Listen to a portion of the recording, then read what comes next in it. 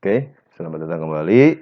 Hari ini saya akan menjelaskan bagaimana tata cara menghitung independent sample t-test atau biasanya disebut dengan uji T sampel tidak berpasangan menggunakan Microsoft Excel. Ya. Sebagai panduan biasa kita dapat gunakan buku hasil karangan saya sendiri dengan judul Statistika Terapan dalam Pendidikan Jasmani dan Olahraga, aplikasi Microsoft Excel dan SPSS. Ya, langsung saja kita lihat dalam isi bukunya. Ya, halaman berapa kita lihat dulu sebentar. Untuk uji T sampel tidak berpasangan halaman 189. Jadi kita langsung ke halaman 189. 189.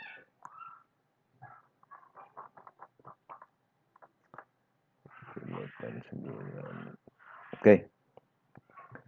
9 uji tidak berpasangan, yaitu uji tidak berpasangan atau disebut juga dengan independent sample test merupakan uji komparatif atau uji perbandingan yang bertujuan untuk mengetahui perbedaan rata-rata dua sampel tidak berpasangan atau tidak berhubungan.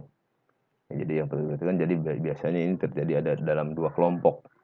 Ya misalnya kelompok A, kelompok B atau kelas A, kelas B atau apapun itu dapat digunakan maka digunakan uji sampel tidak berpasangan ini. Berbeda dengan yang video sebelum-sebelumnya, ada yang uji tes sampel berpasangan itu untuk satu kelompok sesudah dan sebelum. Kalau ini biasanya berkaitan juga dengan desain penelitian eksperimen yang kita gunakan, bisa menggunakan langsung post testnya atau sebelumnya atau bisa gain score dari pretest post test tergantung desain yang kita akan gunakan. Ya kalau secara dalam metode penelitiannya. Ya sama seperti sebelumnya, kita harus siapkan dulu data. Ya, sini saya sudah siapkan data.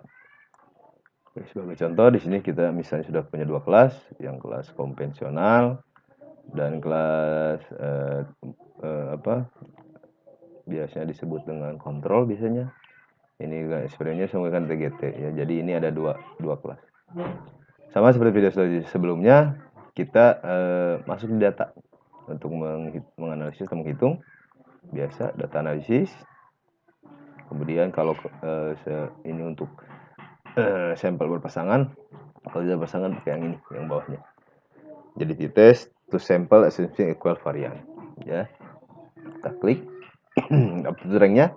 Yang pertama, patut diperhatikan, misalnya kita mengandalkan salah satu di sini model pembelajaran ya, misalnya model TGT. Jadi yang pertama dimasukkan di sini modelnya dulu, TGT-nya dulu. Setelah itu baru masuk ke konvensional. Setelah konvensional, klik label biasa, output rank. Tempatkan di sini mau di mana saja bebas ya. Ini mah langsung kita klik ininya dan kemudian oke. Setelah ada hasilnya biasa kita rapikan dua angka di belakang koma seperti biasa. Ya, tetap harus sebelum mencet apapun blok dulu semua yang akan dua angka di belakang koma. Kita rapikan. Nah, ini model TGT konvensional. Ini meannya rata-ratanya TGT 9, terus variannya, observasinya itu apa, ininya full varian, ada derajat kebebasannya ya. Untuk T hitungnya ini T hitungnya T hitung T tabelnya yang ini ya. Untuk P-value ini ya, bisa dilihat pada video sebelumnya pada uji T berpasangan ada perbedaan T hitung dan untuk uji kaidah keputusan atau uji kriteria keputusan sama ya. Pokoknya lihat video sebelumnya yang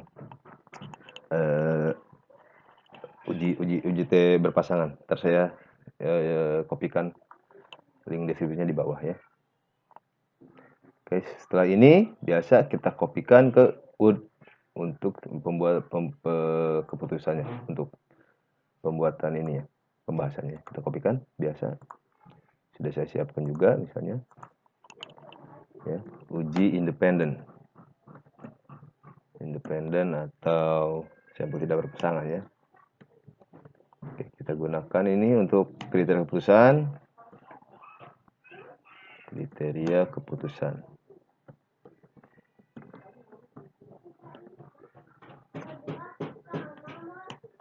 pertama, biasanya saya akan menggunakan yang perbandingan T-hitung dan T-tabel saja ya.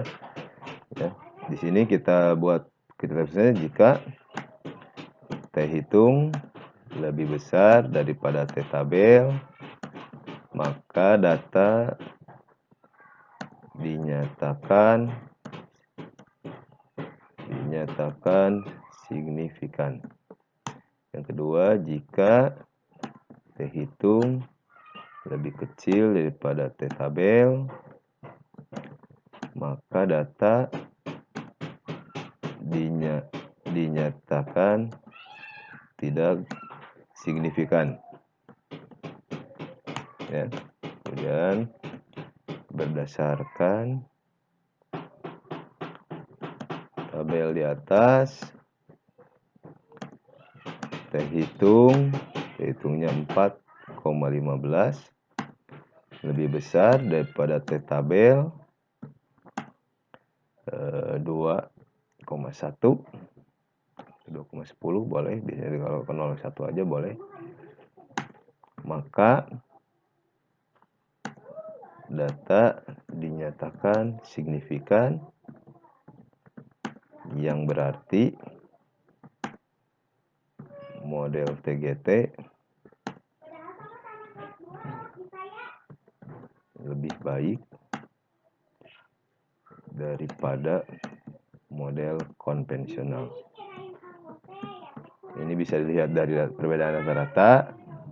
Ya, biasanya kalau uji hipotesis itu, ini apakah terdapat perbedaan pengaruh antara model TGT dan konvensional. Berarti misalnya ini rumusan masalahnya, apakah terdapat pengaruh model TGT, pengaruh antara bisa model TGT dan model konvensional dalam pembelajaran Penjas. Ya, jadi bisa ini rumusannya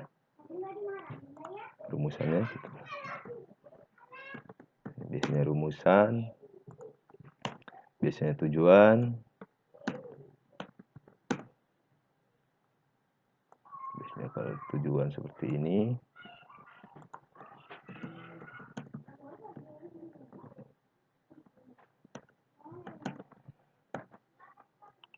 ya, hipotesisnya biasanya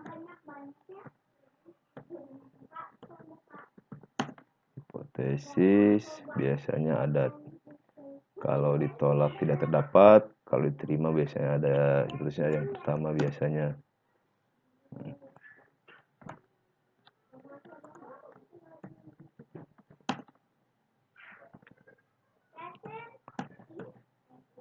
Yang kedua tuh tidak terdapat biasanya. Ada dua seperti ini biasanya. Dari hasilnya berarti kesimpulan yang didapat dari hasil perhitungan ini, ya, karena T-hitung lebih besar dari tabel, maka putusannya dari putusan ini yang kita pakai.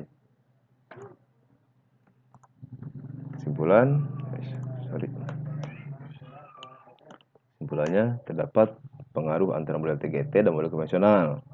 Dan bila dari mana buktinya yang saya katakan seperti ini, model itu lebih baik pada model konvensional, pilihannya dari perbedaan rata-rata. Ya, ini mungkin bila melihat pada desain penelitian, ini pada desainnya langsung post testnya, tidak membandingkan gain score-nya. Oke, selamat mencoba. Terima kasih.